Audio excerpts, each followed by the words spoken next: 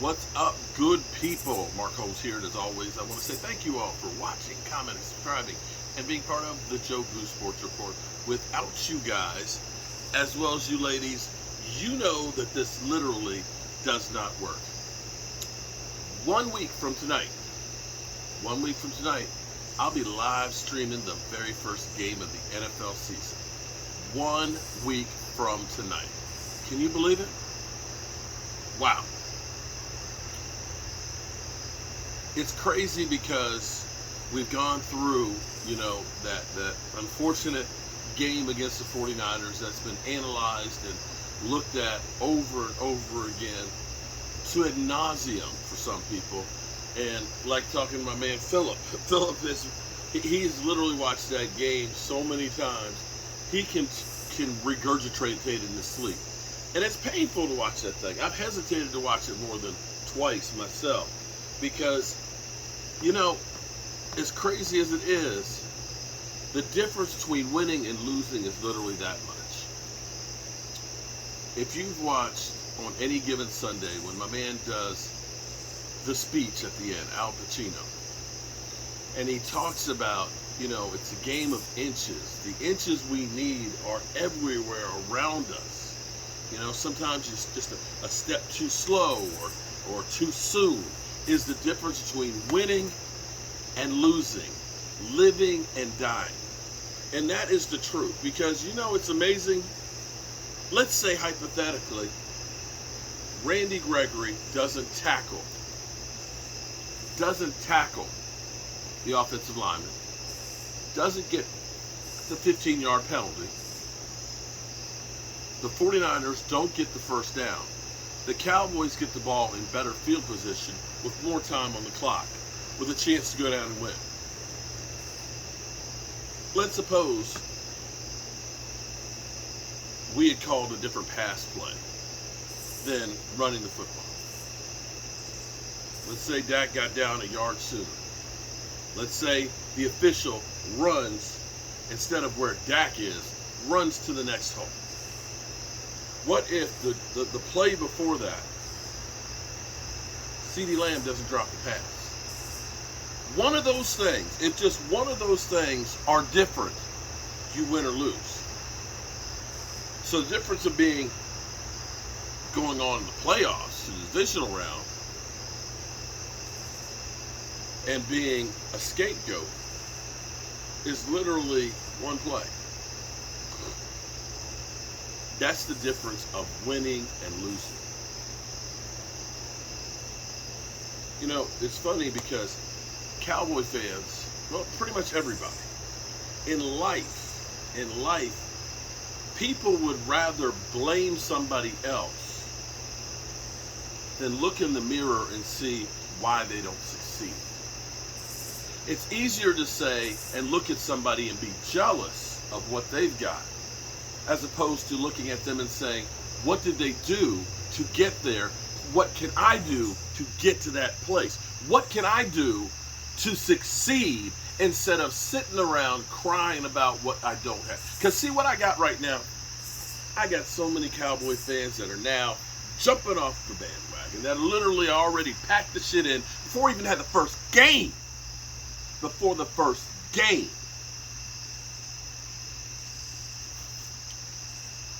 It's funny because everybody is on the Eagles bandwagon.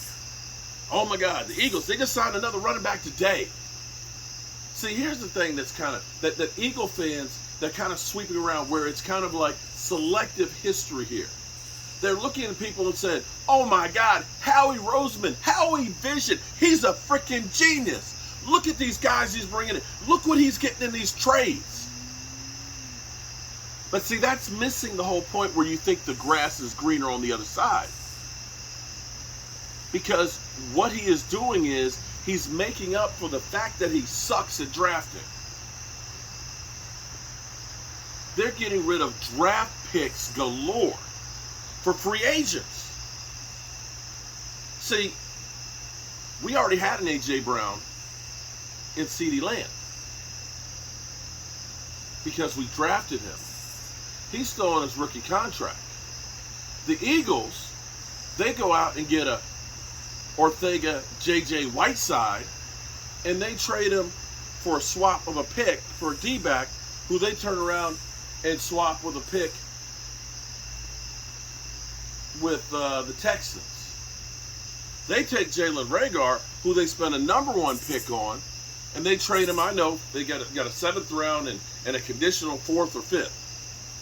But they spent a 1st round pick for that guy. A 1st rounder. So, which would you rather have? Would you rather have a 7th round pick and a 4th or a 5th, or CeeDee Lamb? Would you rather have J.J. Arthea Whiteside or Trayvon Diggs? You see what I'm talking about here? You see that, right? Would you rather have Devontae Smith or Micah Parsons? So, when you look at some of these picks that they've had, when they have an Andre Dillard, who they wish they could trade, he's not going to hit the field. When they get a Derek Barnett, who is the bane of Philly 500's existence,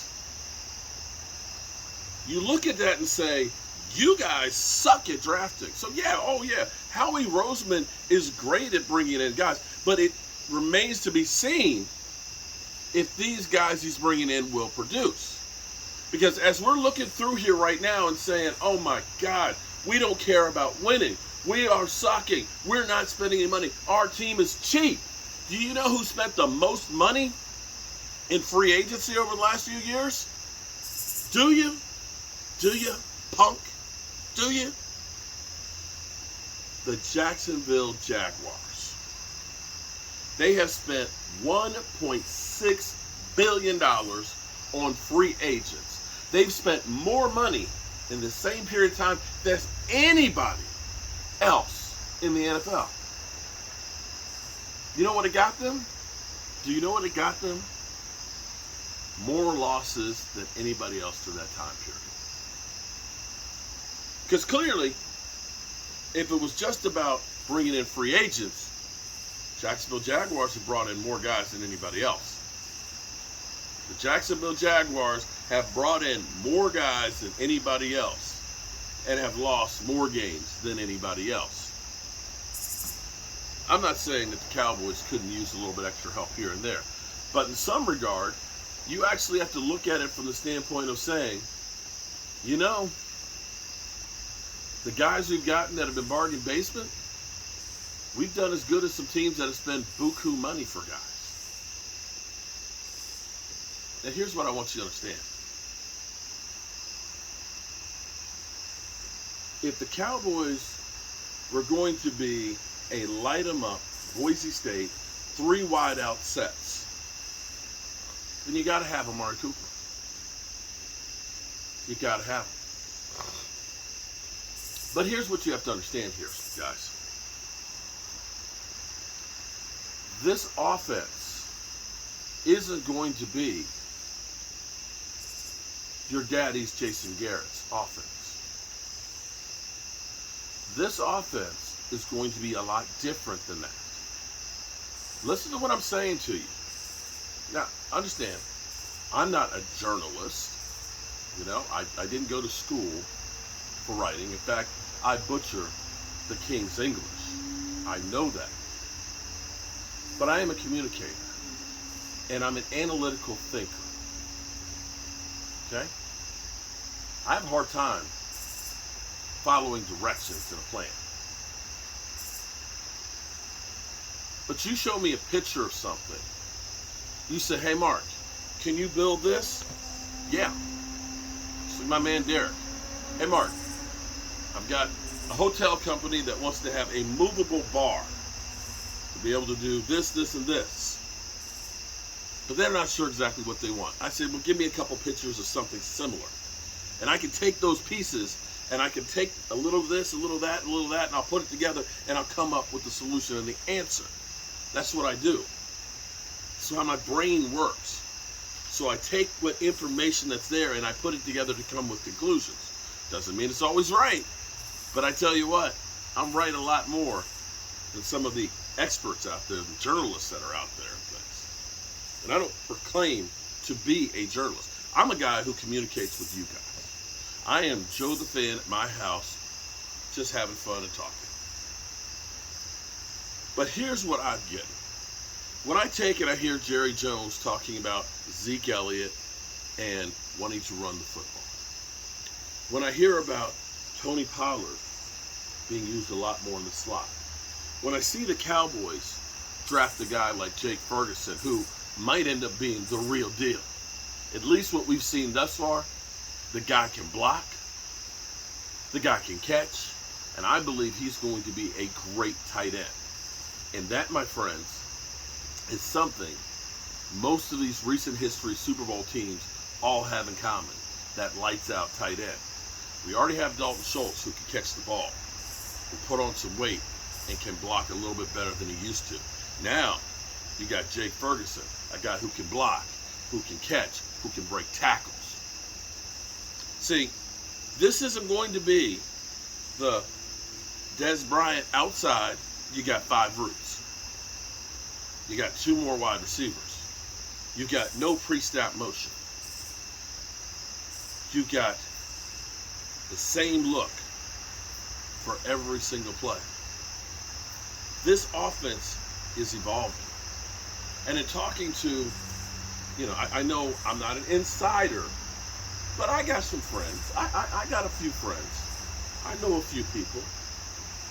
But I can tell you right now that Dak ain't worried.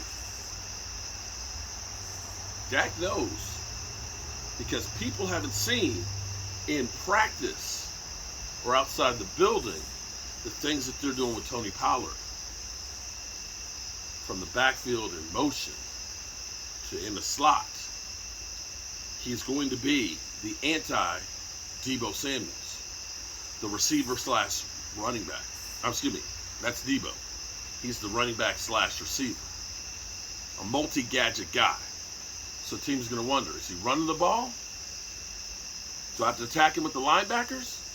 Or do I have to take a cornerback and cover him? They're going to do things like, say, the 2011 New England Patriots that used 12 personnel when they had Aaron Hernandez before going crazy, and the Gronk, and having both of those guys over 1,000 yards, where they can have numbers in the running game,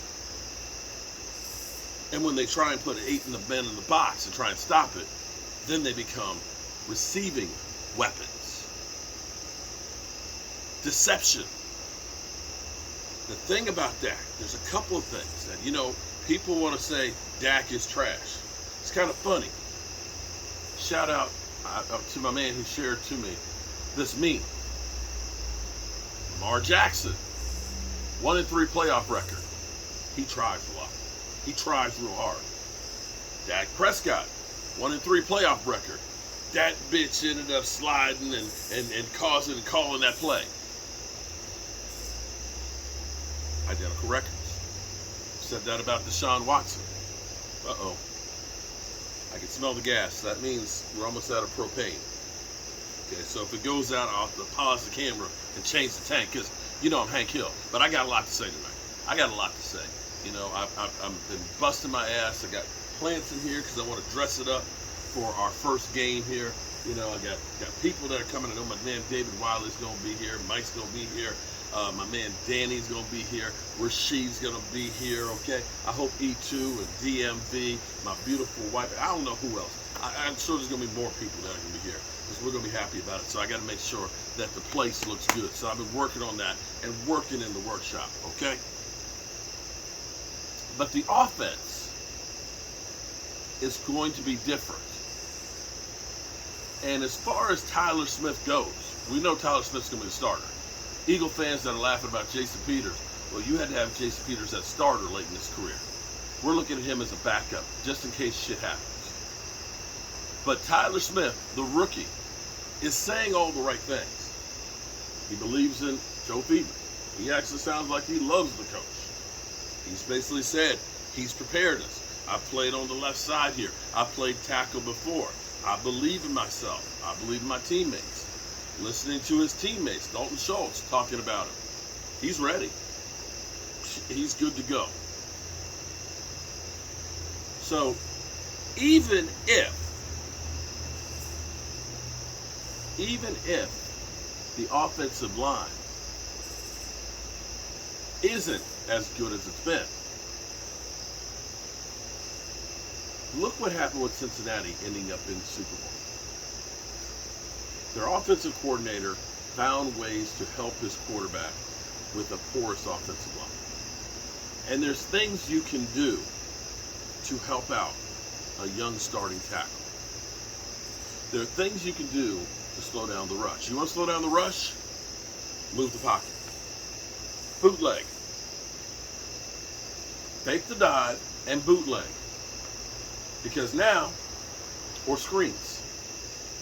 Because now, edge rusher getting upfield, and all of a sudden now he's got to turn around and run and cover that guy.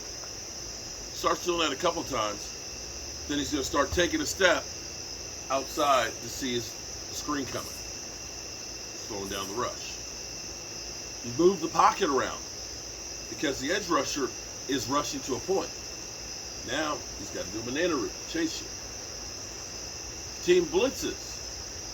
You throw the ball where the blitzer is coming from because that's going to be an open space. And instead of doing what they did when Tyron Smith went down and Chaz Green had to come in, which was run the offense like Tyron Smith was still there and literally left Chaz Green on an island one-on-one with the defender without having a tight end chip him, without having the running back help him. They just basically said, you got him. Even though you're not Tyron Smith, even though it's your first start. And see, these are things that we're not the Jason Garrett, your daddy's offense. These are things that the Cowboys hopefully will do better. And I think when this offense comes out, where people are thinking that all of a sudden we're the Jets, this offense is going to surprise you, especially with the defense that's going to be taking the ball away and giving them extra opportunities. You can go ahead and get off the bandwagon. You could all of a sudden believe that the Cowboys are a 7-win team, but I tell you what, come the end of the season, this team is going to be right there. Woo! All right. I think I'm done for the night. I think I've put in enough work. I think I've done enough videos. I think I've talked enough. And I feel good about what I've accomplished today.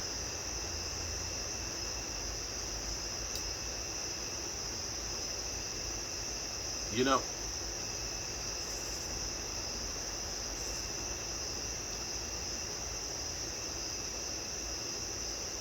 there's so much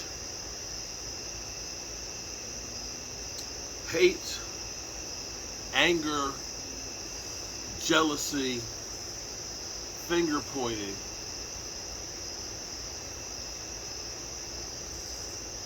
in the world. It's sad because I wonder what happened to us as a people. Us as a people that used to look out for our fellow man. That used to be the beacon of hope for everybody else. It was the example.